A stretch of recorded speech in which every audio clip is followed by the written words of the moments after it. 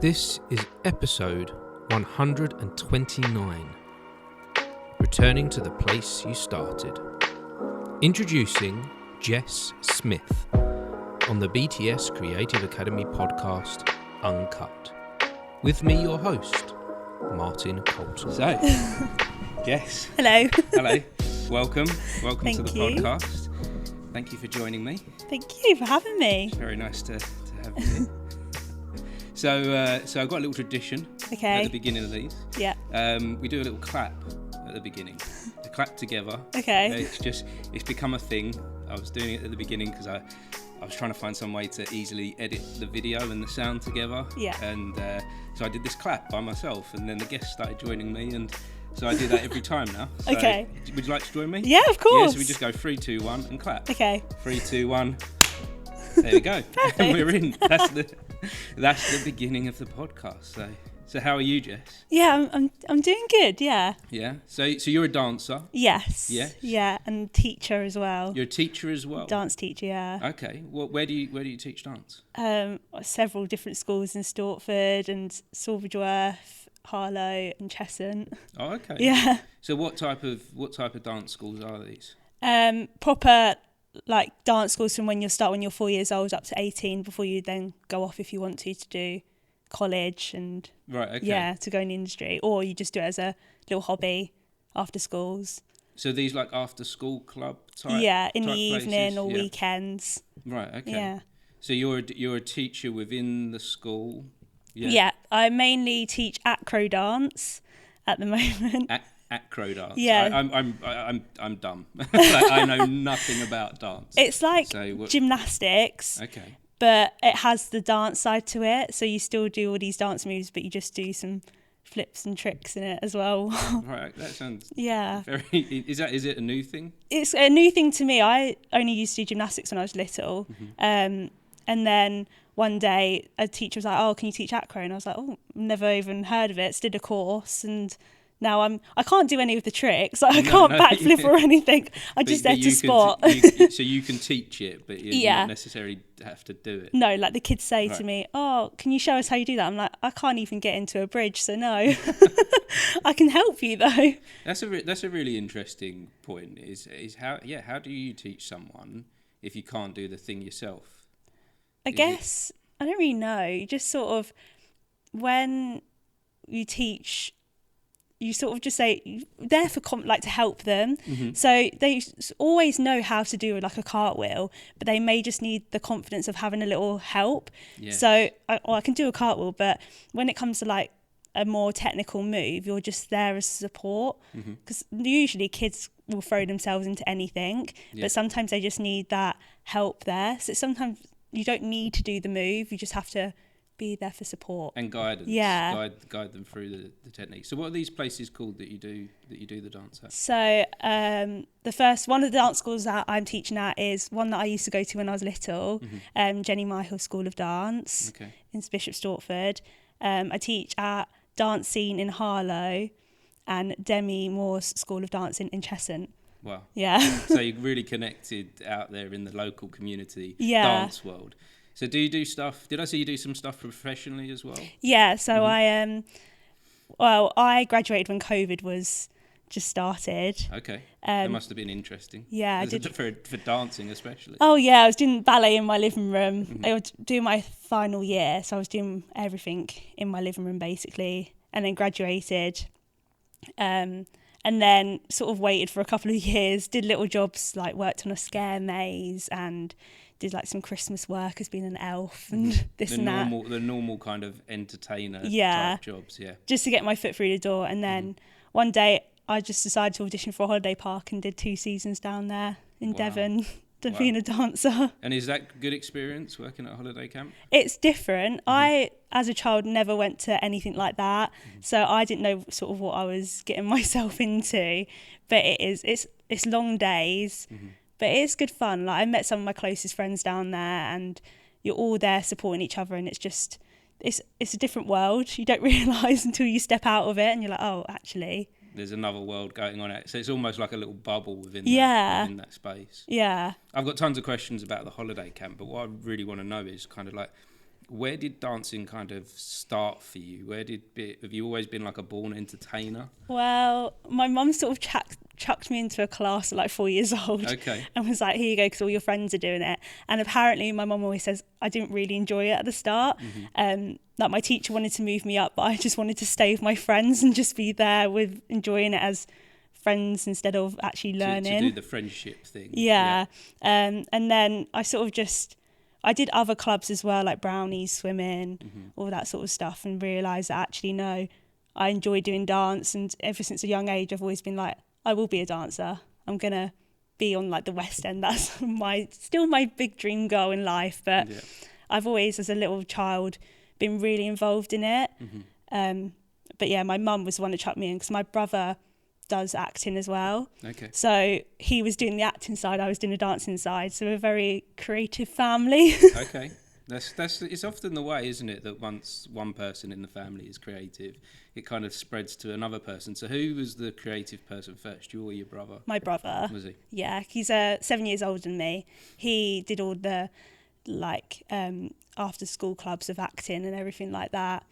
And then when I was 4, my mum was like, right, okay, you're going to start it as well and see if you like it. Does he still act now? Yeah, he's a professional actor in industry. Right, okay. Yeah, Nice. so he's doing all that stuff as well. So we're quite competitive as well. So that's what I was going to get to. So what does that... Because I've got brothers and sisters well, my brother in particular is in the industry, and I always kind of looked up to him. I always kind of saw him as a guide, like that's where I want to be. Yeah. Did anything similar with you? Yeah, I guess so. I used to always go and watch his shows. Like he did shows at the Road Centre in Stortford, and he was always the main character. So I'd always go and watch it and be like, oh, wow, I want to do this. But because he's more acting and I'm more dancing, it's very different, if that makes sense. I don't really know how to... Oh, yeah. These different creative industries, they are all different skill sets. Like he doesn't have a dancing bone in his body. No, I see myself as an actor as well, and I couldn't even begin to dance. Yeah, it's a completely different thing. I think sometimes people on the outside seem to think if you're outgoing in one area, you must be able to do all of it. Yeah, he was very much a help for me with the acting side of things, because I'm not a very good actress, but he always used to help me with my like GCSE drama pieces. If I had a monologue, he would sit down with me and like talk about the character. So he was really great help in that sense of things, because I didn't understand really any of it.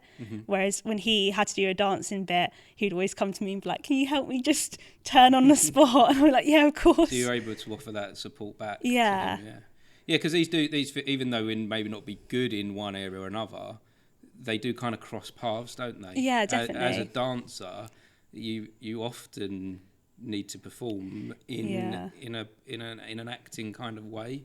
You often have a role to fulfill within that dance. Is that right? Yeah, no, correct. Yeah, like literally any job that I've done, I've always had to do some sort of acting within it as well, which I wouldn't say it's my strong point, but I do try. Accents are horrendous.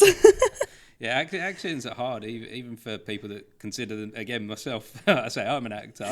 I am terrible at accents. I've never been able to get accents down. But I think that's another skill set of being an actor. Oh yeah, definitely. Some people are stronger in that area, and they may be able to do an accent, but they may not be able to actually perform emotion. Yeah. So there are all these different like subcategories within the art form that we're pursuing. Yeah. But then they all cross over back into what you're doing.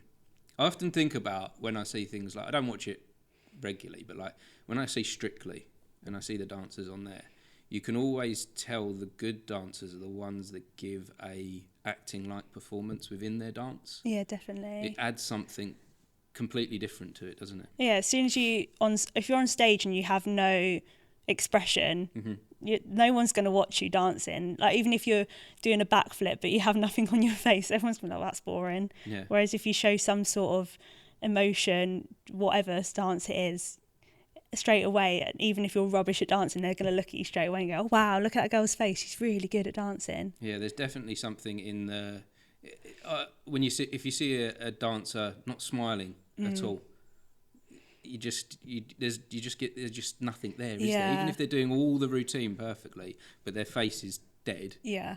you just like, as an audience member, you're not entertained, are you? No. You're not drawn into it. Whereas if they're smiling, if they look like they're enjoying it, or even recently, I had some dance teachers on here from. Have you heard of Hip Hop Pop? Oh yeah, I Local dance school. slowly working with them. I teach. Right. I'm slowly getting into teaching with them. Yeah. Oh, wonderful. Yeah, I go Okay. to their classes on a Tuesday. Yeah. I started teaching them. Not got very confident with it, and now they're helping me try and build my confidence up in that style of dancing. Wonderful. Because I'm not very good at that style of dancing at all. No, it's another subcategory to your dancing set, to your dancing skills. So are you looking to become a teacher with them? Yeah, Is that so right? I am a tutor with them, but I'm sort of on the side helping out at the moment. So I'm watching another girl do it, and then I'm gonna slowly then have my own classes. Build up. Yeah. Wonderful. Yeah, because when I see them, I've seen them a lot around the town over the past 20 years. And when they dance, when their dancers dance, they give off so much expression within their face, so much feeling and emotion and passion. And they're fake, that all of them are doing it. Yeah. They're all looking at each other. If they're not smiling, they're smirking or they're laughing, or there's something going on within their face. Yeah. It isn't just about how their body's moving.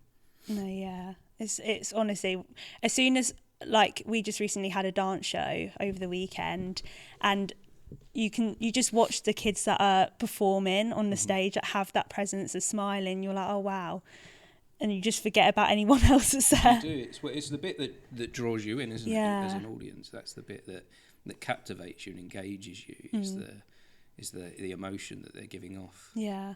So where did you find that in your dance career? Where did that start to come in when you was dancing at school, or because that's not something they necessarily teach you when you're young, do they? Not really, no. I did GCSE dance as well as alongside going to dance schools after school, and I don't really know. It just come to a point where I'll just get on stage and I'll just be smiley, happy. And then I realised as I grow older, not every dance is a smiley, happy dance. No. So I would start doing a really slow dance and be like...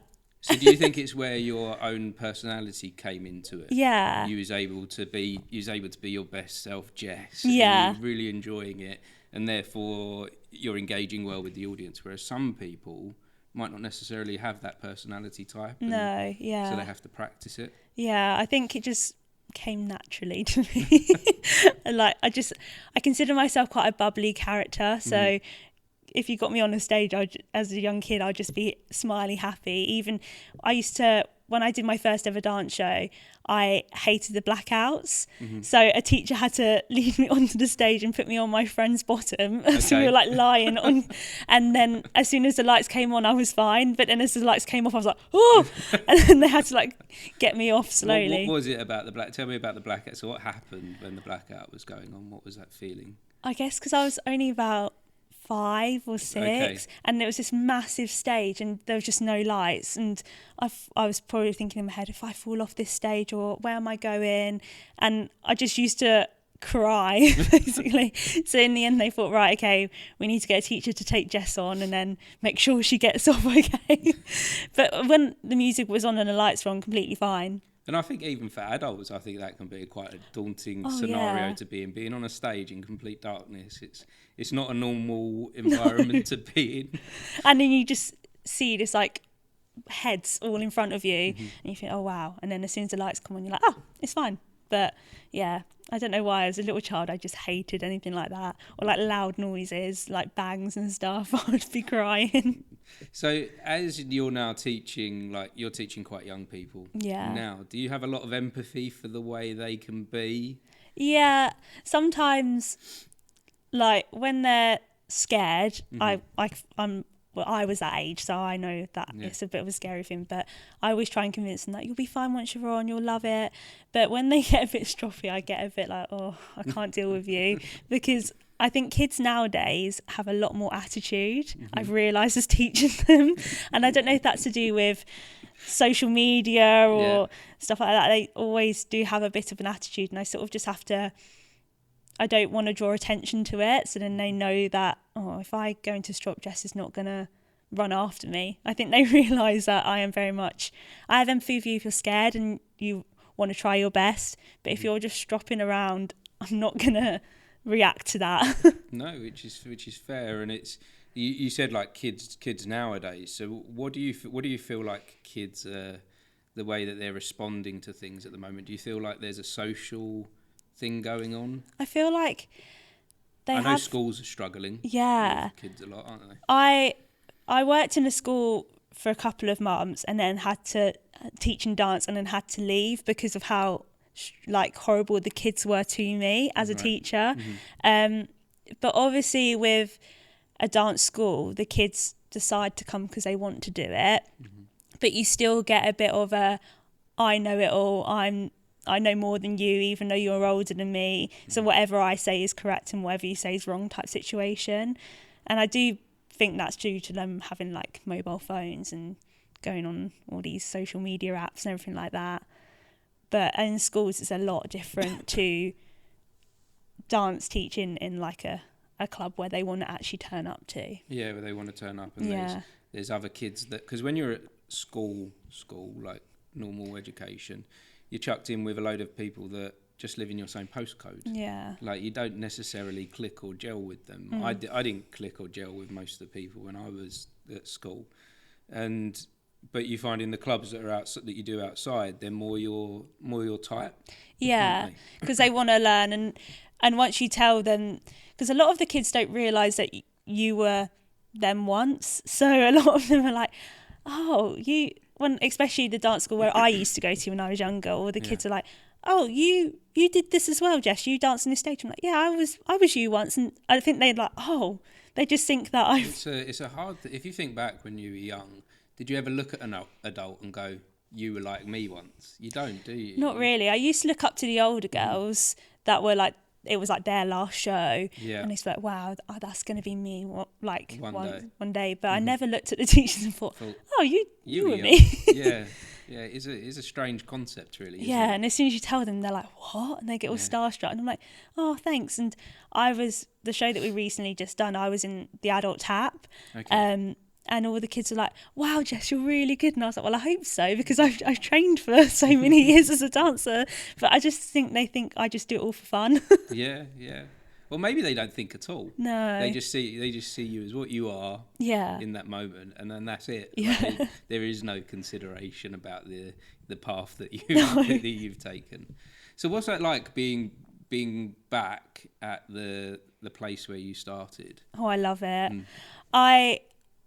We're such a family. I would always say they are like Jenny and Faye, who are the top teachers.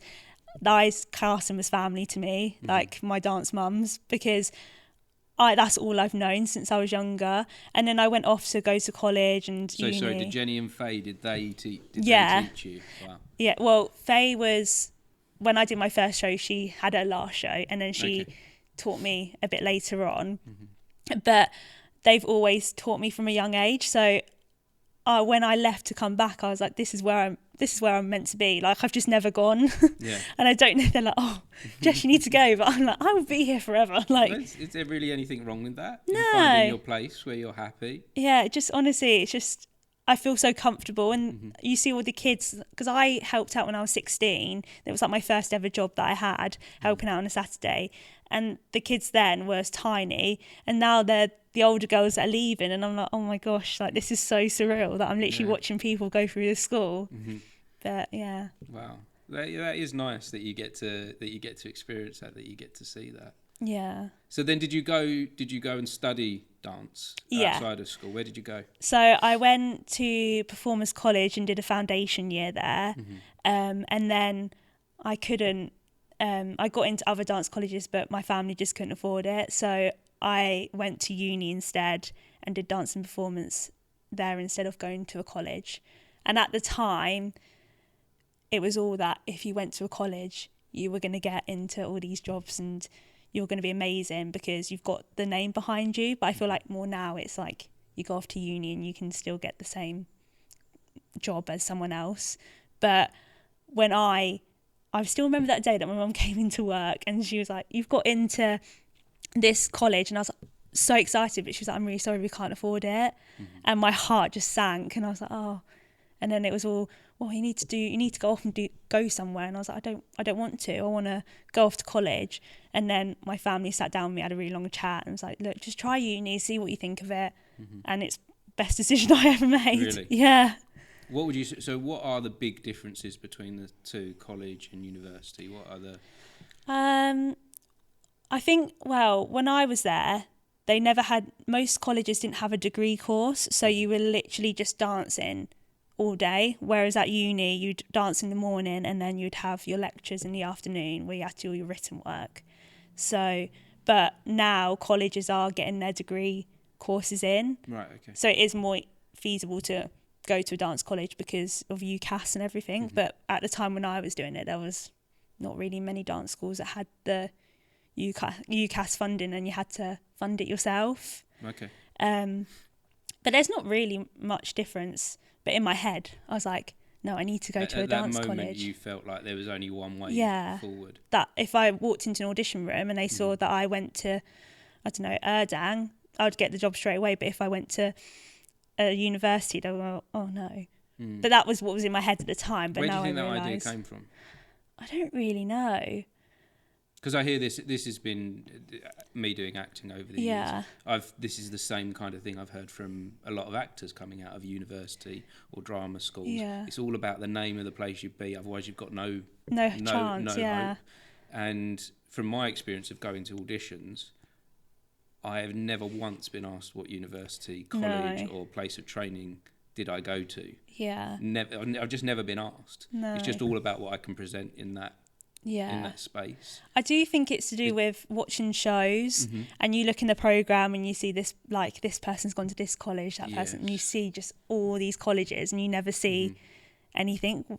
Obviously you probably do now, but when I was younger you would just see all these different colleges, and I made my parents take me to all their showcases to go and watch and see, and I was like, yeah, this is where I'm going to be. But you don't have to actually go to a college to get a job in the industry. I think sometimes it helps with like the connections with like agencies and promoters, and they might be connected to certain schools, universities, colleges, and that sets you on the right track.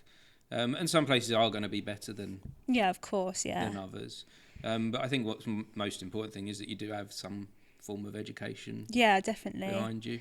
And to be honest, actually, uni, again, I met some of my bestest friends there, and it was, also, as well as doing uni, we did dance competitions where the weekend we would go to different other universities and compete against. Wow. And you wouldn't get that if you went to a college. So there are some perks to that as well. I'm picturing something like, what's that film with the singing? Is it Pitch Perfect? Oh, yeah. Pitch Perfect with like the singing. Is there like a dance-off type thing? Sort of, to that? Yeah, so at my university we had all these different dance genres that you could audition for, and the choreographers were people in like second and third year. Right, okay.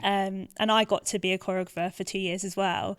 And then you literally just go off to a university one weekend and all these other unis are there and you're all just competing in each category, and then at the end there was like a freestyle battle and everyone would be in the middle of the circle. Wow. And they would get judges from like all in the industry coming to judge you, and it was just honestly the best feeling. You meet so many new people, and you go to another dance comp and be like, oh, you were there at that dance comp, and it's just crazy. Yeah, it sounds like a great experience to have had. Yeah. Like you're saying that with such a smile. Like it must have been such a great memory. It honestly was. Like we all had our different like university chants that we'd be shouting, and you would literally. What was your one? Bucks New Uni, da da da da. Just honestly, and then at the end they'll do the awards, and then they would have special awards for biggest like supporter of like which uni was the biggest supporter in the competition, and best female dancer, best male dancer that the judges have picked out. And I remember when my best friend Cleo got the female dancer award, and I literally started crying. I was so proud of her. Wow. It was just it's insane, all these competitions, and they go full out. Like you all have your own dressing room, and even how we present ourselves, you have to make sure your costume's right, your hair's right, and we'd have rehearsals every Friday evening, the day before competition, making sure that all of our routines were slick and perfect. And yeah, it was just Why crazy. do you think they go so full out? Why do you think they make such a big deal of something like that? I honestly don't know. I think it must have started off so small and people have realised that loads of other universities go as well. It's not just 3 universities out the whole UK. I think they've just realised how much people enjoy it. So the more full out you go, the better. The benefit that people are receiving from it, the takeaway that you've taken from that one big event, and it's all run with you through the rest of your career, isn't it? Yeah, and it's all run within the committee of the university. So I was on the committee, I was co-captain, and there was 5 of us, and we ran a whole dance competition. We had to get all of the universities to come over, find judges, get flooring, sort everything out, like helpers. And it's mad to think that 5 girls just did it when, well, actually we are adults and we can do stuff like that, but you don't realise until you've actually done it, like, oh wow. No, at that age, you're kind of like, you're just coming into adulthood and you still have some, I was going to say at that age you still have some doubts. At my age I still have doubts. Yeah. Do you know, I think you have doubts throughout all of your life, don't you? Yeah. But yeah, particularly at that age, it's kind of like you're not quite sure what you're capable of until you do it. Yeah. You're just a bit like, oh, shall I ask my mum if I can do this first? Yeah. It's so weird. And then you're inviting all your parents to come and watch, and it's just a surreal experience that forever will be in my heart of like one of my best moments in life, of just running that dance competition and having my own team go and dance and getting a big round of applause at the end. And even when you watch the videos back, everyone's screaming your name, like, go on, Jess, you can do it, or go on, Gina. And you can hear it in the video, and you're like, oh, all these people making sure that we're pushing through, because they're like 4-minute dance routines, and they are tough. Yeah. 100% you have to put in the whole entire time, because even though it's a university, as people would say, there are some really good dancers, and those same dancers will come back every year, and you're thinking, oh my gosh, like, they are amazing. And then you follow them on Instagram now and they're on cruise ships, and you're just like, that's insane how you just done that. How does that, you mentioned there about when the people come and support and they cheer you on through these, how does that make you feel? Honestly, I can't describe the words of how it makes me feel. I just feel emotional.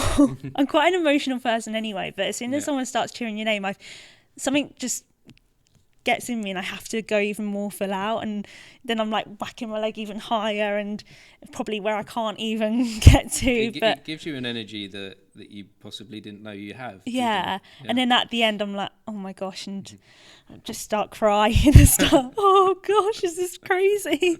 Do you think that energy ends? Do you think that energy from that support and that cheer, do you think it's just in that moment, or do you think it pushes you forward with the rest of the things you're doing? I think it pushes me forward. I don't think I would be where I am today if I didn't have people cheering me on the sidelines, because I definitely get into my head a lot. So if I don't have that support, I wouldn't be 2 seasons down in a holiday park and performing here and there. And yeah. So was the holiday park, was that your first job out of uni? Was that your first? That was like my first actual seasonal job. I did, when I first graduated uni, I did little things like a scare maze, which is not me at all, because I'm not an actor, but I just pushed myself because my brother did it as well, and we did it together, and he sort of was like, right, this is how you do it. But I didn't realise then I could be so scary. People were literally running away from me. So is it a scare maze? So you're like a zombie? I was someone in the sewers, and basically our family were like incest, and they killed people and put them into pies. Where was this? It's called Cursed. It's where is it? I can't even remember now. In Essex way, yeah. They have these things at like Thorpe Park and things like that as well, but this was just like in a field. And there was all these different scare mazes, and you'd go through each and one. And my friends came round once, and that was just a weird experience. Did of they me know scaring. that you were there? Yeah, right, so it wasn't so like, I'm Jess. But like, I remember them walking through, and they were just like like they weren't scared of me because I was like, hello, like trying to be in my character, and they were just laughing at me. And I was like, oh gosh. But they loved it, like going around and seeing. But I am a scaredy cat, and I would never go through a maze myself. But being on the other side is so funny. Yeah. I mean, I got punched like several times. Really? Yeah.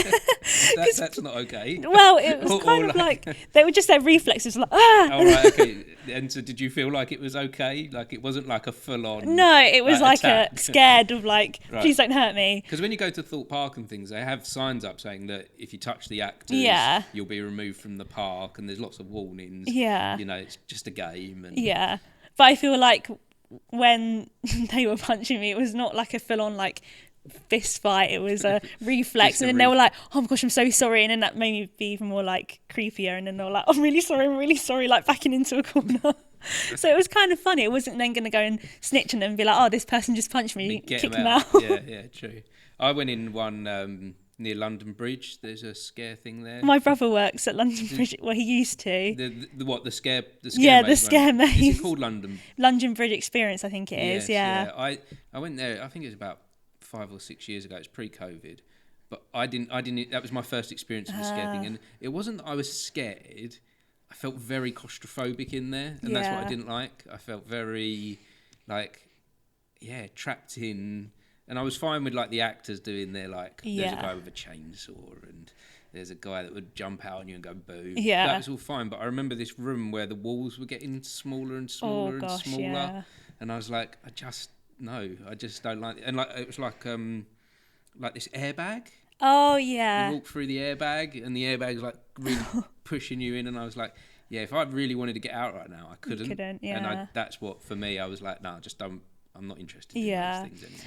To be fair, we went round each maze afterwards, and I am a scaredy cat, but I sort of was like, it's fine, they're all actors. But as soon as I went through the zombie one, my brother was chasing me, which was not fun. But I bet he loved it. yeah, he used to scare me all the time as a kid. He loves it so much. But It's a brother's right in a way, isn't it? exactly, Like, and I yeah. think he was like, right, I'm just going to pick on Jess. Yeah. And I just remember being chased, but it was in a field, but I couldn't find the exit, and I think that's what I was more scared about. I'm stuck in this field and I can't get out. Don't care who's chasing me. I'd rather just You just want to know where yeah. to go. Yeah. It's the unknown. I think that's what people Yes. find the most scariest. Yeah, definitely. So you did that, and then Yes. and then holiday camp, or just other little jobs. Other like- little jobs. I did like a little elf show in a garden centre. Right, okay. For like it was like breakfast with Santa, and we did a little show to start off with, and then Santa comes out, and then yeah. So has there ever been a point where you've been like, right, okay, I should try a normal job for a moment, a normal job, I think or you're a natural born entertainer, so you're leaning into what you can do best. yeah, I think when I finished my last season at Holiday Park, I sort of was like, oh, I would love to do like a 9 to 5 work in an office in London. You thought of it as like that would be a great thing. Yeah. Okay. But then I thought, oh, I don't think I'd want to be sat on a chair for so many hours. Yeah. I think it was seeing all my friends, because I have obviously all my performance friends and going to uni and stuff, but they're all scattered around the country. I don't have any friends in like the town that are in the same industry as me. So they're all, when I see them, they're like school teachers working in offices in London and Manchester. And I was like, maybe I need to go and live that life as well, because they seemed like they had a bit of a social life and were doing a lot of things. And then I thought, actually, I see that as like the performer's sacrifice. yeah. Is that this isn't a steady way to live, No. to be a performer, but you get so much other value out of it, and there is kind of like a choice at some point. Yeah. I see. You're quite young still, Yeah. so you're kind of maybe discovering that, and you can dip in and out of that, Yeah. and try other things, but it is hard to get stability so that you can have things like the big social life and Yeah. you know all the other things that come with a normal 9 to 5 job. Yeah, and I think that's what I struggled with the most when I came home, was seeing, I feel like my life is on pause and they're still going. So they've all moved out of their family homes and have other halves and settling down and like getting prepared to have children, whereas I'm still like, oh, I would rather work in the evening and try and do some sort of like dancing. And then I come back to reality and I realise my life has paused and they're still going. Yes. And it was me seeing that they're still my friends and I'm still doing what I love, but that's what I want, but not for like another 10 years. But for them, their 20s is like, this is my time to move out, settle down. Whereas I'm like, no, I don't want that just yet. Yeah. So it is hard for everyone to do that at the moment. You know, we've got this financial crisis, and you know that ideal thing of moving out of home from the parents is difficult in general, even if you've got a normal 9 to 5 job. I think one of the things, like, I tried to not give like advice coming from like an older place, but like one of the things that I've noticed is that we do all have a different like journey and we do things at different times.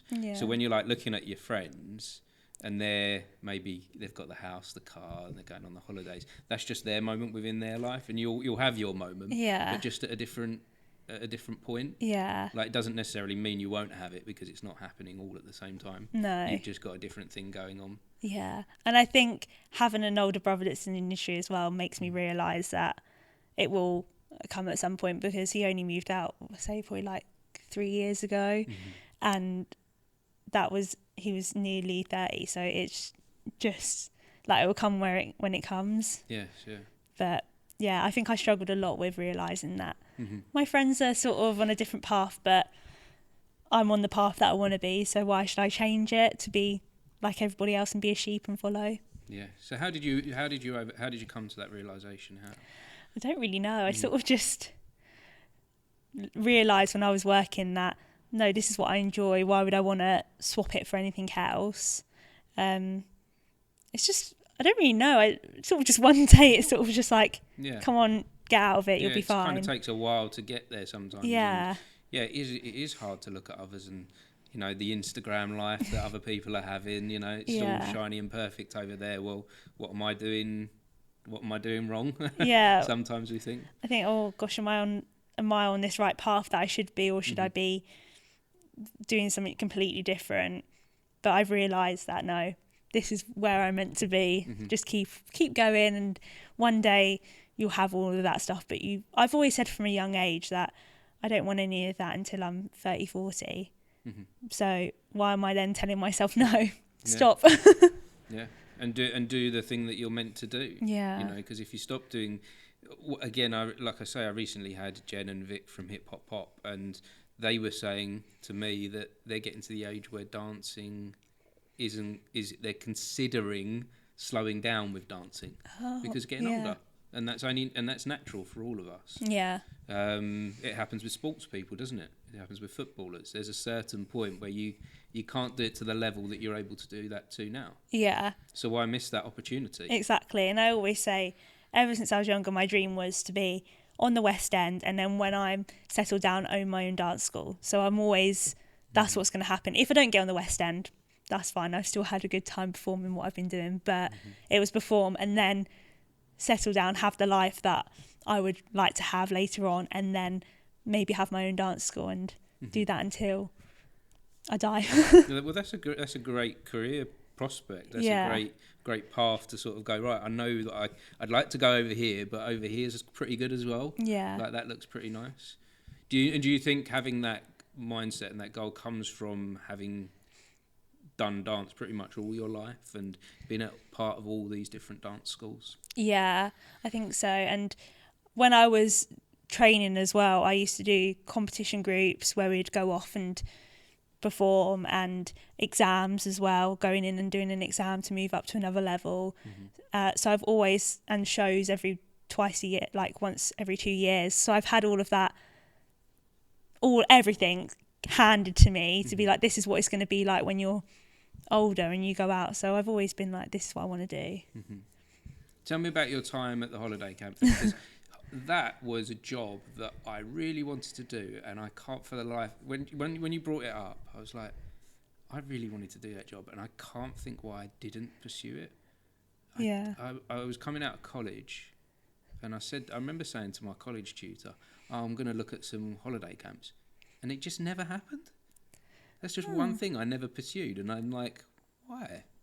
I don't. Maybe something else distracted me. Yeah. Yeah, mate. I don't know.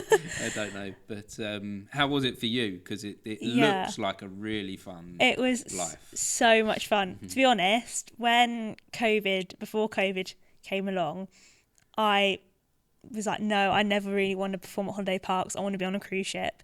Yeah, and some people put it down a little bit. Yeah. You know, there's a bit of stigma attached to it. And yeah, definitely. Some people are like, oh, that's below me. Yeah. And I guess I will put my hands up and I will say when I was in uni and college, I was like, no, I'd never perform at holiday park because I never used to go there as a kid, so I don't. Right. Okay. I've never seen that side of things, but like, I've never been on a cruise ship either as a kid, but I was like, I want to be on a cruise ship. There's a kind of ideal, the cruise ship life, that looks like this. Yeah. The holiday camp looks like this. Like, yeah. Cruise ship, please. Yeah. And I think it wasn't until COVID hit and I just graduated and I was like, oh, well, cruise ships not really at the moment going ahead. I mean, holiday parks were slowly opening, but I went to cruise ship auditions before COVID hit and they were difficult, they were hard. So I thought, let's go and audition at a holiday park. So I auditioned at several holiday parks. To my surprise, I got offered 2 of them on the same day and I was like, whoa, this is mental. You got your choice. Yeah, so I got one phone call in the morning and then 2 hours later I got another phone call and the second phone call was the one that I was like, when I went down there, my dad drove me down because it's all the way in Devon. And I was like, wow, this is beautiful down here. And we used to go to Devon a lot as a child, but obviously to a cottage and never got to experience the side of holiday parks. It was just more like, we'll go and visit this town, we'll go and visit that town. So I was like, I've been down here as a child. I know that it's a lovely place.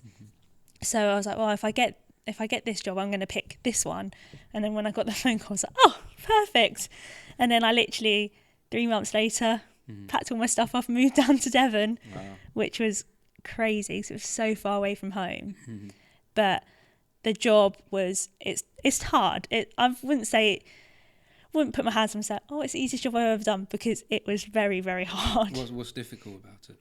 Rehearsals. So we would go down and do 4 weeks of just solid rehearsals of all the shows, learning all the different parts, as well as learning all the character things. And so are you building up towards a season? Are you building up towards like the summer season? This is what you're going to do for the whole of summer? Yeah, and Easter as well. We start at Easter. So as soon as you open, it's peak season for Easter, and it's crazy. But you then had to learn all of that stuff, as well as how to call out bingo and how to do a kids' time and all the party dances that you need to learn and all the daytime activities that we're going to do. So I was like, whoa, this is a lot. I thought it would just be me dancing and having a good old time.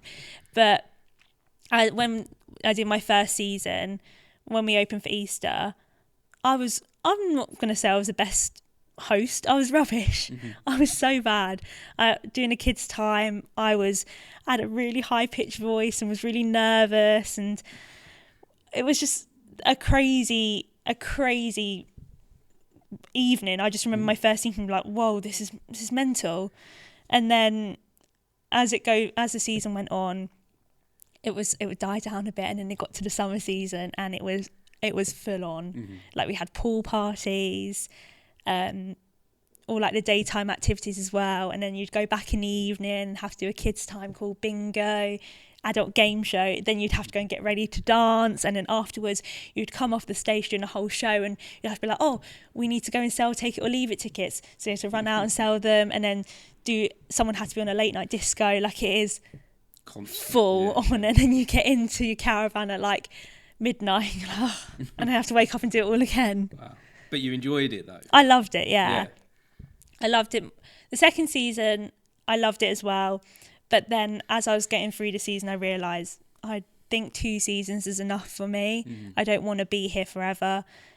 I've loved every minute of it. But I was very adamant as soon as I started my second season, this is going to be my last season. And I don't know what came over me. And all my friends are like, no, you're definitely going to come back again next year. But I was so adamant that, no, this is it. I'm going to finish, and then I'm going to go home and I'm going to do some teaching and maybe look for another performing job, but more focused on my teaching.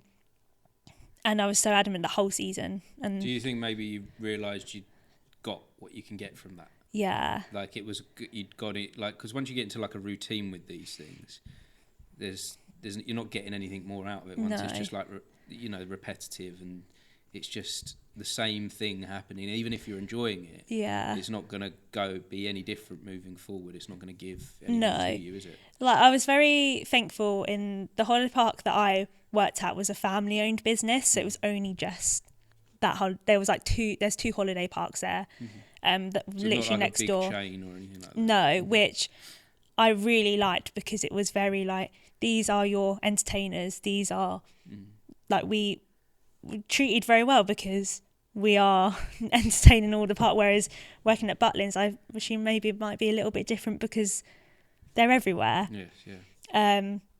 They're quite corporate, aren't they? Yeah.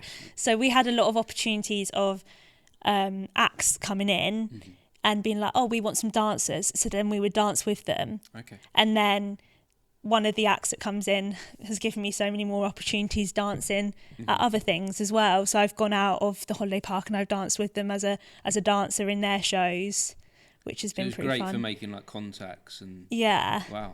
And like one of them, I can't really say much about it, but I did something with them for a TV programme that's coming out soon as well. Okay. So they just rang me up one day and were like, do you want to help? Like, do you want to come and do this TV programme with us? And I was like, oh yeah, why not?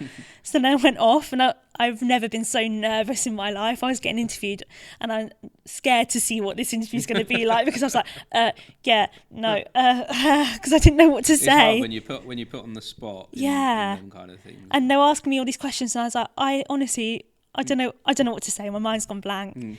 But that was a crazy experience that I would never have got if I didn't go down to these holiday parks. So yeah. So it really opened up your world, didn't it, for dancing and actually that's a surprising thing. I hear a lot about, you get a lot of experience through working at a holiday camp.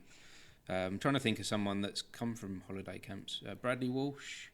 Oh yeah. He started in holiday camps. Lots of entertainers actually through the 80s and 90s in particular came from holiday camps. It was like seen as the way up to get up in the industry.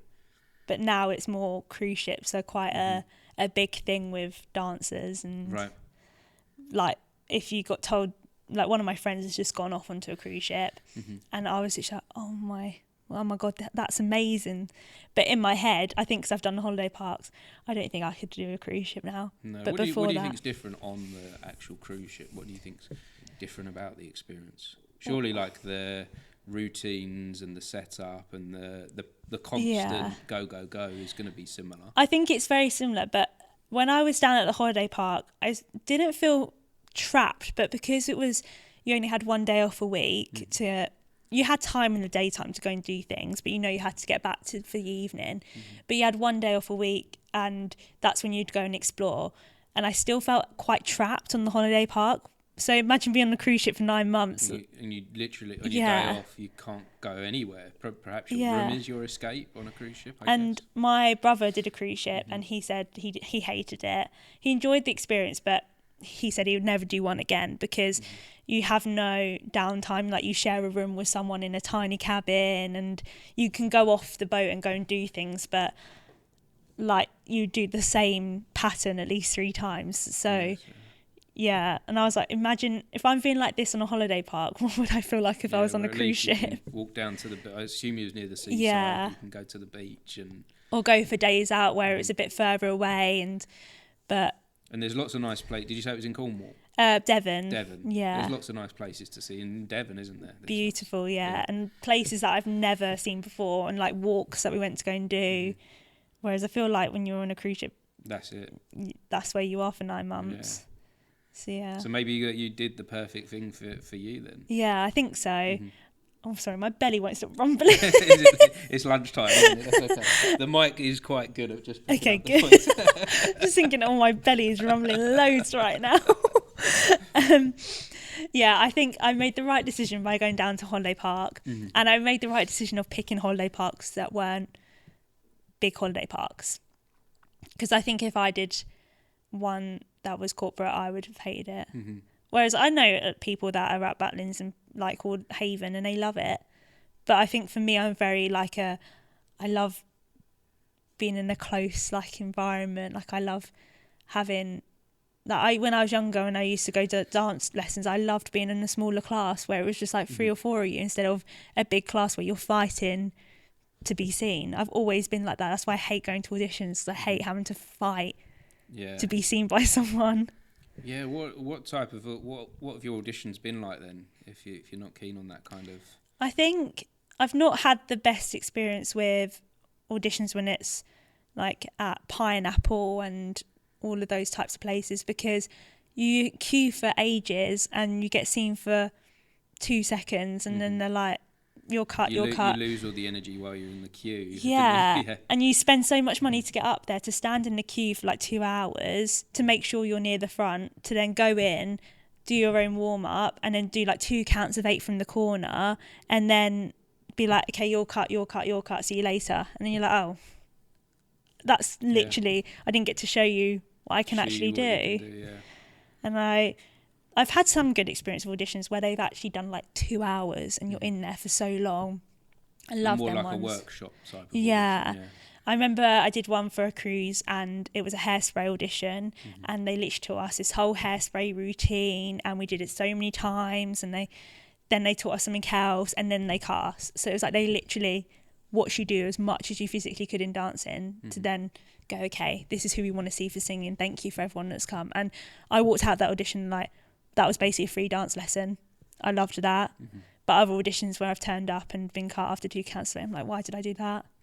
So it's trying to find. I have exactly the same with acting. Yeah. And I've been to so many auditions where I literally walk into a room and maybe say one line or look at the camera and say my name, and I'm like, and then that's it. Yeah. And you're like, why did I come here for this? All this way, and train tickets are so expensive now. So it's like, why? Whereas most auditions now are done by self-tape. Yeah. But even then, I have problems with the way self-tapes are. Do you, within the dance world, do they do self-tapes for things? They did in COVID. I remember I did a couple for some holiday, like hotels in Cyprus, and you had to send off a video and then 2 things of you singing, which I guess was better because then you could do it as many times as you want to. Take a few takes and then choose the best bit. Yeah, but again, then I felt like I was getting annoyed because I was doing it in my living room and there's not much space, and so not many, but I've had to do a couple, and they've not been the best. Because pretty much with acting, that's the only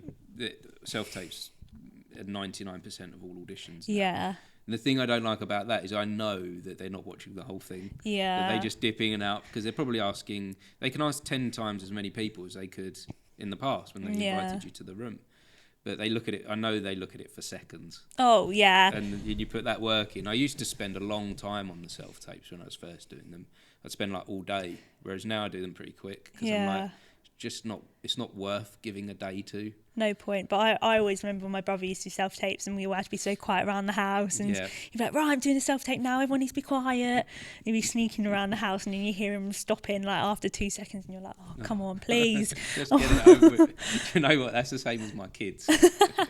When I'm doing like a self-tape in the front room and my kids are upstairs, and I say, look, I'm just doing my tape, can you just be quiet for just 15 minutes? And then I'll be halfway through, and then I'll bang on the floor like, are you done yet? No!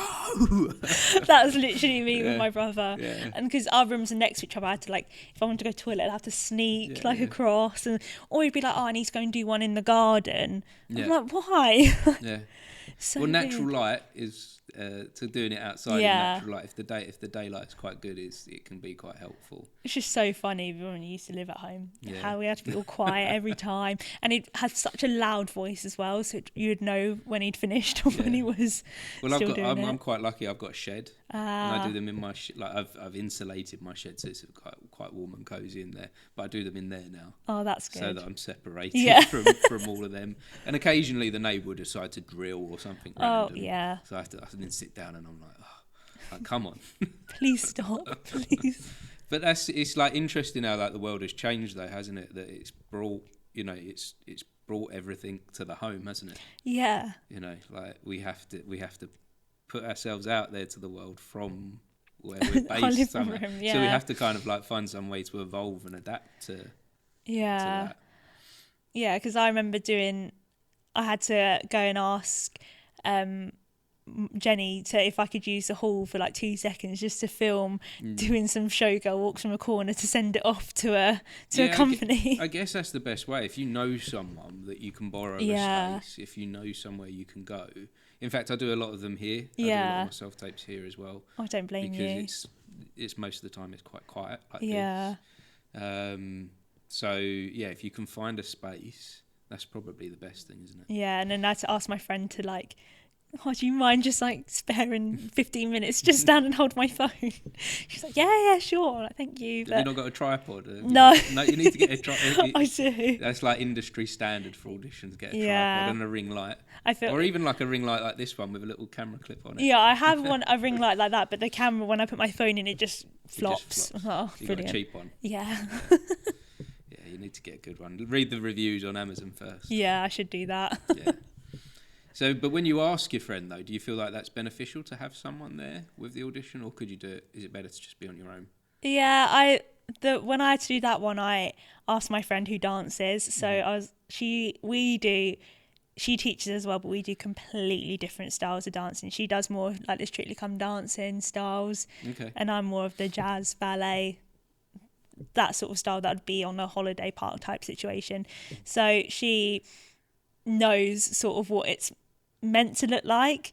So she was there like, I know you've got a bent leg there when you kick in, let's do it again, which was good to have because I knew that she understands. Whereas if I got my mum, she'd be like, well done, that was really good. That was perfect. Yeah. And then look back and be like, that's awful. Yeah. No, that is a good point where, it's like finding someone that can help give a bit of guidance. Yeah. In fact, that reminds me of a time when I did a Shakespeare audition and I was doing a piece of Hamlet, and I recall I actually was so keen on this audition that I paid someone to do the recording and do the lighting, but I directed myself in it. Oh, nice. Well, when I watched it back, I was like, that's awful. That's not how I wanted it to do. What I should have done is get a friend in. Yeah. A friend or I know loads of directors. I should have had someone there that day to say, pause for a minute. Let's redo that. Stop. The way that you've done that bit there. Yeah. You need to slow that bit down or speed that bit up. Someone from an outside perspective, looking in, can be a great help. Yeah, definitely. And I think that's one of the things that we lack with doing self-tapes rather than going to the in-person audition is, the director from that production can't give you direction if they just see you on a tape. I think it's also, I realised even going to auditions, going to do it with a friend. So when we were doing before COVID happened, we were just starting our third year and we were allowed to go off an audition. We only had a set couple of days that we were allowed to go. And me and my friend Gina, we decided that we would go to all of them together because we lived with each other and we were just like, this is easy just for us both to go together. And we both got cut on the same round as well, which was nice. So we were like, together. But it was nice that we made sure that we would go in the room together because obviously we lined up together, but we would try and get in different groups so we could watch each other. So if we come out of that audition like, oh, that was awful, be like, no, I saw you like kick your leg and it was up really high and you had a really straight leg. Like that's just them being picky. We say, it's just the hair colours they want. Like, it doesn't matter about how good you are at dancing. No, I think it really can be something like that. Yeah. So we'd always watch each other to be like, no, you did really well. Or, did you see me mess up that bit? Yeah, but I don't think they would have realised that. So it was always good to have a friend there to just give you that self-confidence when you've been told no after 2 seconds. Yeah. It's like, okay, well, I did my best. I did try. It's hard to it is a form of rejection, isn't it? Yeah. Even if you try and put a level head on it and be like, it was because I had the wrong hair colour. Yeah.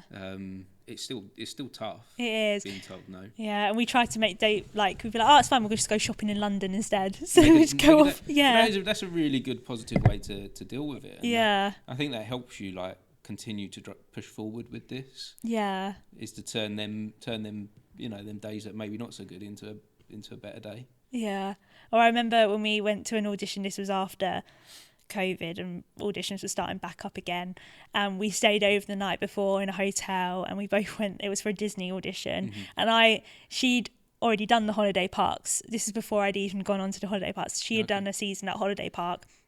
And so she knew she was really good at how do you say that word? Ammunition. I don't know how you say it. I don't know what you're trying to say. Just like Improv. Yeah. Improv. Yeah. Oh my gosh, you're like a word block. I can't say it. Improvisation. Improvisation. Oh my god, how did that happen? I don't know. But she was really good at that stuff, and I never really had even thought about anything like that. And we had to, the first round was all about, you are this character on the parade, this is what you need to do, blah, blah. And I was like, oh God, no, like be a monkey. And I was like, I can't be a monkey. And we were in the same room, and she was just literally she was able to just do it. Yeah, and I was like, wow. And then she got on to the next round and I didn't. And I thought, oh my gosh, I'd be so sad. But I literally said goodbye to her. She stayed on, and I was like, oh my gosh, I hope you like get through to the next rounds. And I walked away being like, well, I've just seen my best mate get through to the next round, and she worked really hard for that. I didn't have a clue what was going on. I was just stood there like, you want me to be a monkey? I can't do that. Yeah. But I also then realised she's had all that experience, whereas I hadn't yet. And now that you've got that experience, could you go back to an audition and do that differently? Probably, yeah. Whereas before I literally was just like... Improv is hard. Improv, I used to shy away from that. Most of my acting career, I used to say that's the one thing I can't. I just used to be like, I can't do it. I could improv as a dancer easily, but if it was acting, I don't know what to do. It's definitely. I went to an actual class for it. Yeah. And until I went to that class, impossible. Whereas now I love it. Yeah. And I want to do more of it, and I'm going to go back to that class again, and probably next month. Because I really find a place of enjoyment from it. Yeah. But for years I was like, nope, I am not being a monkey. No, it's not. nope. That's not who I am. Give me a script, give me the direction, tell me what to do, and I'll do that. But not a monkey. No. And I've realised that now I probably could go back and do it a lot better, but I'd not been taught how to be a monkey. I think it's just been like, when I was on a holiday park, you do kids time, and you would be like, right, this is my plan, but then your friends would come on and mess it all up, and you're like, oh, and you just have to carry on like, yeah, this is planned, but it's not, and it's really funny and really hilarious, and I can say anything or do anything on the spot for you now, whereas before I don't think I could have done that. No, and I think improv comes from a place of being able to be free with play. Yeah. And we kind of have that worked out of us as we get older, and so we have to kind of allow ourselves to play again. Yeah. And being in a holiday camp environment, I guess you got a lot of opportunities to play. Yes, definitely. Yeah. There was so many different opportunities of anything at that park. Like even like mascot work. Hardly done any of that stuff. And I did all of that. And that was crazy but fun. And now I could easily do anything like that. Do that, yeah. And even singing, dancing, acting, we did pantomime every week on a Tuesday. I used to do panto as a kid, but it was always just like the little chorus member that would dance around. And then I was like, yeah, you're the main female part in the panto. And I was like, huh? And I was like, yeah, and you've got a song that you have to sing on your own. I was like, what? No, I can't do that. And for the start of it, I was awful at it. I kept on forgetting lines. I didn't know what I was meant to be saying, and everyone around me was basically saying my lines for me or like trying to help me. And then by the end of it, probably on the last show, I got it all correct, and I was like, wow. You learn as you went along. Yeah. And even like singing on my own, I would have not dreamed in a million years that I would have been able to sing, especially the song that I sung was Alone. I don't know if you know that song. Do you want to sing it? No. No. Who sings Alone? Oh gosh, I don't know. But it's How Do I Get You Alone? That one. No. Okay. I probably do. It's quite a big ballad of a song. Right. Okay. And I was like, I need to sing that. No. And I was like, surely someone will be on stage. No. All the characters have gone off. You're the last person, and it's before the interval. And I was like, right, okay. And all my friends knew that I hated singing it, and then right at the end, the last show, they all sang it with me backstage on microphones because I knew how much I hated singing it. And I was like, oh, this is so nice. I was like, why didn't you all do this before? Do this the whole way through. But I felt very vulnerable that day when I had to always sing that. but gave me the confidence boost to then be able to sing the next year. I wasn't in panto. I think my manager realised I didn't enjoy the year before. So tell me about getting through that vulnerability, because that is hard as a performer, isn't it? That we do put ourselves out there. Yeah. We do put ourselves in positions where we could easily get ridiculed for not being the best. Yeah. So what does that feel like? Oh gosh, I honestly, the first time I had to sing on my own, never been so scared. Like, I'd obviously sung in audition rooms, and even for my audition for the holiday park, we had to sing on stage in front of everybody. But doing it in a pantomime when you're a character and you're singing, I was literally like, I didn't even, when I stood up there, I was like, oh my gosh, like trying to sing, and I was trying to sing really loud and I just couldn't, because nothing was coming out. And I just think then realising that, oh, Jess, you've performed to these people last night dancing. It's exactly the same as you singing. And I think I realised then, no one's going to laugh at me. No one really cares how well I can sing. This is the last song before the interval. They're probably thinking about like, oh, I need to go and get another pint of beer, or should we let the kids go out for a toilet break, or this and that. So no one really cares. But in my head, I thought, everyone's going to laugh at me if I don't sing this correct. No one really cared. That's really interesting, changing the perspective, isn't it, from about that fear of what everyone's going to think to actually they're not thinking. No, they don't care. If you give them a good time, that'd be wonderful and they really appreciate it. But if you don't, doesn't matter. They're just going to get another pint of beer, and then it'll be the next act, and they wouldn't even remember me singing by that point. But I felt like that for a couple of weeks, and then once I got into it, I was like, yeah, it's fine. And then it wasn't until my auntie and uncle watched me sing for the first time, and I was so scared because my auntie was sat there like, and I was like, oh no, here's the song coming up, and everyone's just left me on stage, and I'm like, oh no. But again, it was fine. She loved it. She filmed it. She took pictures of me. It was fine. But in my head, I was like, right, this is the first time they've heard me sing with other people, but they've never heard me sing on my own. Let's just do it. Yeah. It's really interesting as well, because that's what gave me the power to be able to start doing this. Yeah. Is that I had a lot of fear. I was like, as an actor, I could never do an interview. I could never talk to people. I could never do a podcast. But as soon as I got to that theory of no one cares, that's when it gave me the freedom to do this. Yeah. And through that, having that freedom, how life has changed through finding that kind of philosophy of, no one cares. And the people that do care, they're going to cheer you on.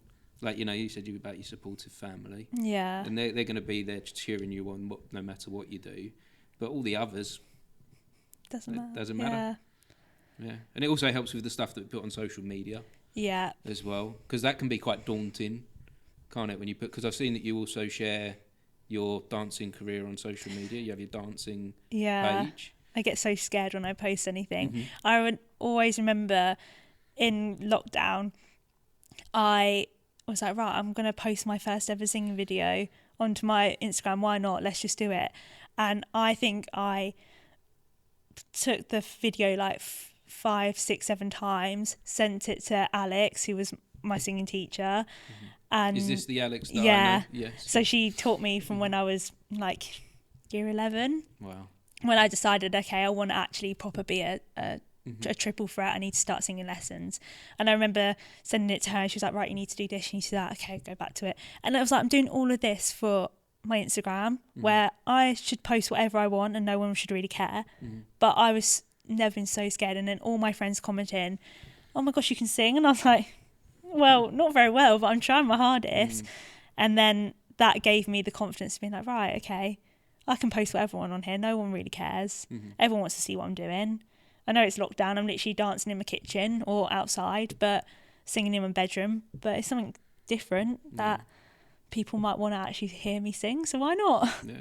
I believe if you've got a gift, if you've got a talent, then you should share it. Yeah. And no matter what level your gift or your talent is at, whether you're just starting out, discovering what that is, or whether you're an extreme professional and the best you could ever be, whatever level, you should share it, because I believe that will also give you growth within sharing.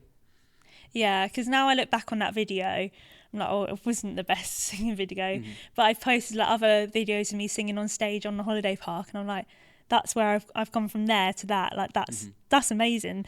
That Jess then in COVID wouldn't even believe if I said that, yeah, you were singing solos on that stage, you were in a little girl band that you do on the holiday park and you sing this solo in that song and this and that. I would be like, no, jog on, absolutely not. But just shows. And what do you think that could possibly mean for someone to look in on that sees if they looked back at your Instagram and social media at the beginning of when you started sharing what you do, to where you've where you've travelled and where you are now, what do you think they'd think? Gosh, that girl's growing some balls.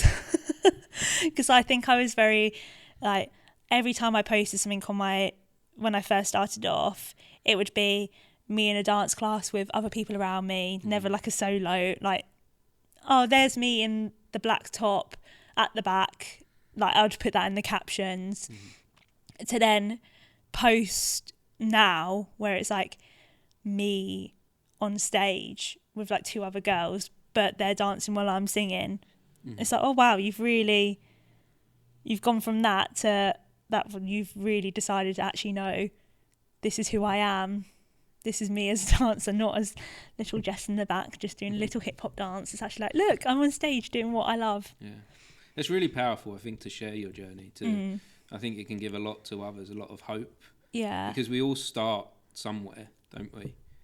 And if you can maybe give that to one person, maybe one of the kids that are coming up in your dance class sees that, and they're like, oh, well, she wasn't always perfect. Because we said that at the beginning of this conversation, that maybe the younger ones don't consider where you've been. They just see you as you are now. Yeah. Whereas to look back and go, oh, she started off a little bit nervous, just like me. Yeah. Maybe I could actually grow to be more like Jess. I realised, like, I'm very good, not good at giving out advice, but like a couple of months ago, one of the older girls at the dance school came up to me and went, oh, Jess, can I get some advice on like what dance schools I should be auditioning for and this and that? And I was like, you want advice from me? I was like, yeah. And then I like shared all this stuff with her, and I was like, this is where you need to go. I was like, if you do want to look at unis, like go to this uni and this and that. And when she asked me, I saw myself in her, because she's at her final years of being at the dance school before she goes off to uni or college, and she wants to do it as a career, but she's very much like still in herself and needs to get out of her shell a bit more. And I was like, that was literally me when I was about to go off to dance college. Like when I used to go for the auditions for dance college, I was that little one in the corner, really quiet, wouldn't really speak to anyone, would go in and do the audition and then come out. So for someone to be like, I want advice, I was like, from me? No, surely you'd want to go somewhere else and ask for advice. But she's like, no, I want to, where did you go? What things would you recommend? And I was like, oh wow, okay. This is cool. Yeah, sure, I'll give you everything I know. How does that feel that they come to you? I was like, oh wow, like I'm technically like a role model in their eyes. And I was like, this is cool. Like quite, I don't know, just happy. It's like, a nice place to be. It's almost like a little mark of achievement, isn't it? Yeah. Like, oh, actually, I've done something here. Because I used to look at the older girls when I was younger, like, wow, like, I want to be like one of them. And then when I think I am one of them now, and those little ones are looking up to me like, oh, look at Jess, oh, I want to be like her. And remember when we had our last show, it was just before, like 2 days before I was going down for my first season on Holiday Park, and everyone was like, oh, good luck, you'll be amazing. And then I turned up literally 4 weeks later, because I came home and just for the weekend, and they're all like jumping on me like, oh my gosh, you're back. And I was like, this is amazing. So then when I came back again, I was like, oh, they all do love me still. Like I'm still there. You're still part of the still part of the group, which was nice. So hypothetical for you then. Okay. Let's say we got a time machine and you could go back to that kid that was starting out at dance. Yeah. What would you actually say to yourself? What advice would you give to yourself as a young dancer? I'd probably say, like, never give up. Yes, you think that everyone's better than you, But those people that you thought were better than you, you'll actually one-up them in the future. That's quite horrible to say, but... No, but it's often true. Yeah. Yes, you're probably struggling thinking you're the worst dancer and you're not getting what you want out of life at the moment, but don't worry. Just keep on pushing and you'll get there one day. Because when I was younger, I used to look at all my friends that would get all these different jobs and opportunities, and I'd be like, oh, where's mine? And I thought, oh, okay, it's fine. But now actually I've got it on in later in life and it's even better than I thought. So yeah, the things come to you when they're meant to come to you. Yeah, and definitely. It's not worrying about that in the moment, not worrying, oh, it came to them right now. Yeah. Where's mine? It's not right now, but if you keep going, it will be at some point. Yeah, especially when I was auditioning for college, that was hard because I was getting no's left, right, and centre, and like the people that I was auditioning with were getting all the S's for all the colleges that they wanted to go to, and I was like, oh, this is not fair. So would you give yourself the similar advice at that point of moving into college? That advice would see you through your career? Yeah, because even when I was younger, I used to audition for pantomimes and everything like that, and there was a couple of years where I wouldn't get it, and like my friends would be in pantos elsewhere, and I'd be like, oh, I must not be that good then. But then, like now, I'm like, oh, well, I did it, but it just took a bit like in the future. Yeah. So, yeah. And talking about the future, we spoke a little bit about that. So the hopes for the future, we've got West End. Yeah. What does that look like? You get to the West End, where are you? I would like I always say this, I'll happily be in the back as a chorus member. I don't need to be the main character. If I'm just on that stage, doesn't matter what character I am. I'd happily, if I was in like Greece, I'd just be one of the high school kids. I'd even said I'd be a person that just brings props on at one point. I was like, I just want to be... You want to experience the West End. Yeah. So I'm not... Like, I would love to be like Dawn from Waitress, one of my like people that I would love to be. But I know Waitress is no longer on the West End. But like, that's what a character that I would love to be. But then I'm like, if I'm not that character, it doesn't really matter. If I'm just at the back having a good time... Or if I'm even a swing and I'm just in the dressing room waiting to go on, I'd be happy with that. But it's just trying now to get into that side of things. So what do you think the steps would look like to get you towards being a part of the West End? I honestly don't know, because I thought I wouldn't need an agent and I could just do it myself. But then... I think it was like last year when I had those Mamma Mia auditions and people got turned away from queuing for like 6 hours because the queue was so long. I was like, there is no way that I'm going to be picked out of like a queue of 2,000, 3,000 people to get a chorus or a swing. Like, that's never going to happen. So I'm sort of a bit like, I don't really know at the moment how to get there. Maybe I do need to go down the agency side and see if I could do it that way. But at the moment, I'm a bit like, no, I could just be just a dream for now, and then maybe a bit later on I'll have a look more into it. Can you connect in any way with people that are on the path to going to... Do you know anyone that has made it to the West End? Not really. Like, my friend's cousin is like on the West End. He's actually going to be in the new Mean Girls show. Okay. But other than that, I've never met him. I just know about him. But I don't really know anyone that's in the West End.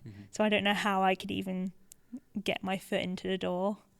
One thing that helps me a lot is reading biographies of other people that have done it and look at the different routes that they've taken throughout the years. Yeah. So I'm reading the biography of an interviewer, Parkinson. Oh, yeah. Of his life's journey, of how he got to be interviewing some of the world's greatest people in entertainment. Do you know who? You're a bit younger. You might not know who Parkinson is. Do you?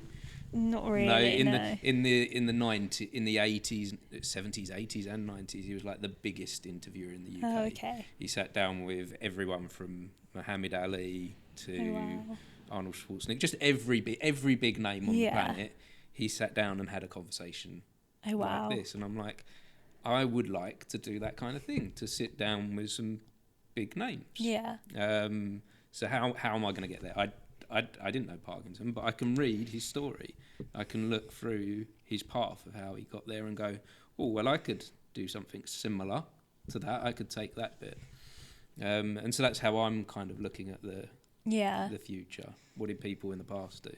Okay. So that's, I find that personally quite helpful. Yeah. So if that doesn't work out for you, if you don't find a way that way to the West End, then it's the school. Yeah. What's the school's name? Don't know the Jess yet. School of Dance. Well, I have such a common last name, Smith. So I'm like, Smith School of Dance. School of Dance, and I don't really know. I'm trying to think of names, but I'm like, I don't know yet until I'm there. Setting up my first dance school, then maybe a name will pop into Jess Smith.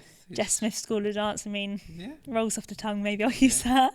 I guess it's more in the reputation that you build, rather than the name. Yeah, definitely. Mm-hmm.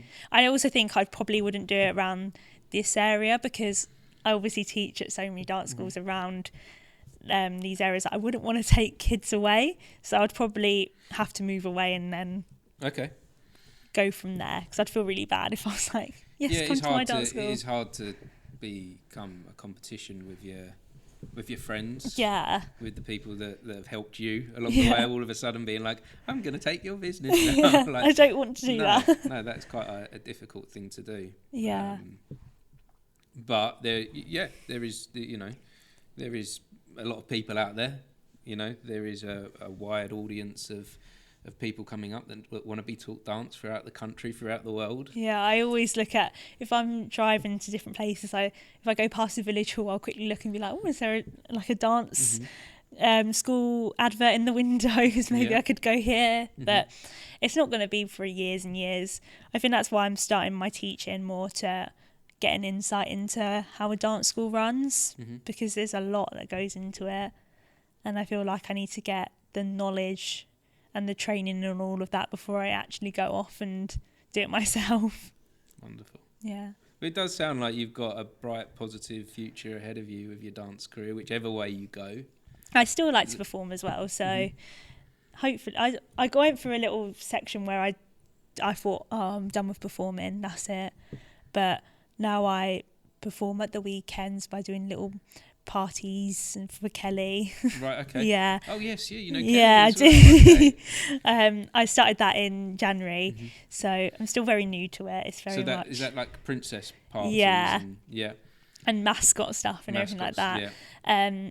So that's sort of like my performing at the moment, because I'm still a bit like, do I actually want to go off and perform again, do like another season somewhere, or do I want to stay put and do that sort of performing as well as go and teach? So I'm very much in the where to go at the moment. I don't really know. Yeah, exploring and discovering. Yeah, exploring different paths. Yeah, it's quite a nice place to be sometimes. Yeah, is it?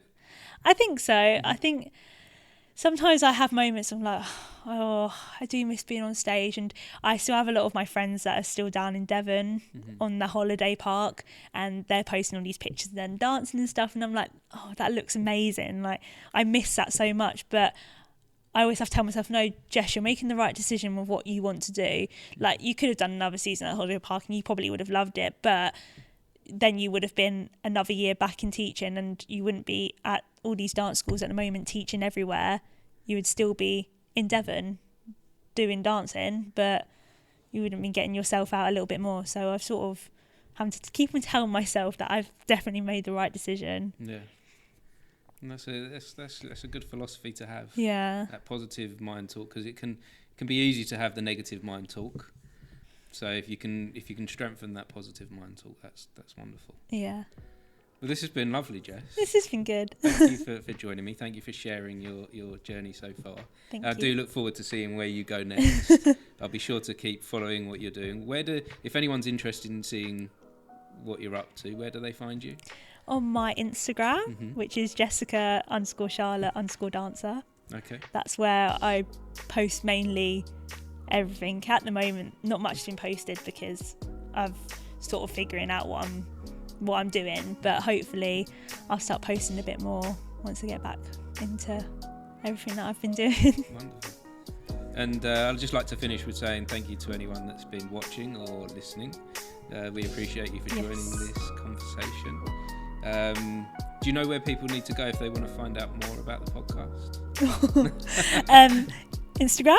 Yeah, Instagram. YouTube. It's on every platform, so you can't escape it. Even have a website. Oh wow, I didn't know about that. What do you think the website's called? Oh gosh. BTS Creative Academy. Oh, perfect. It's Easy. all really simple to find. And hit the like and subscribe button wherever you can. And that way people don't miss future conversations. And the bell, the notification bell. Yeah, the notification bell, that's really important. I appreciate that. Thank you ever so much, Jess. Thank I you. appreciate you. Thank you. It's okay. Bye. Bye.